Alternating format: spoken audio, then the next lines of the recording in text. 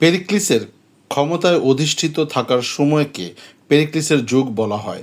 এটি এথেন্সের স্বর্ণযুগও বলে পরিচিত।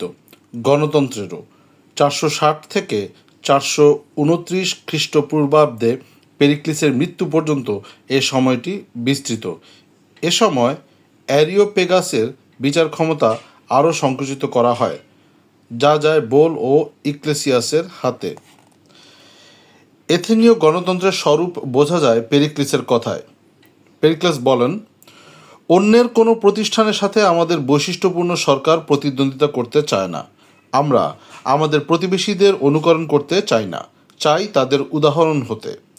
কথা সত্য যে আমাদের গণতন্ত্রী বলা হয়, কারণ শাসনভার বহুজনার হাতে ন্যস্ত, জনা কয়েকের উপর নয়, কিন্তু আইন সমদৃষ্টিতে বিচার করে, কি ব্যক্তিগত কলহে কি অন্য ক্ষেত্রে। কোনো নাগরিক কোনোভাবে বৈশিষ্ট্য অর্জন করলে তাকে সরকারি চাকরিতে নিয়ে নেওয়া হয় কোনো বিশেষ সুবিধাভোগী হিসেবে নয়, তার মেধার পুরস্কার স্বরূপ।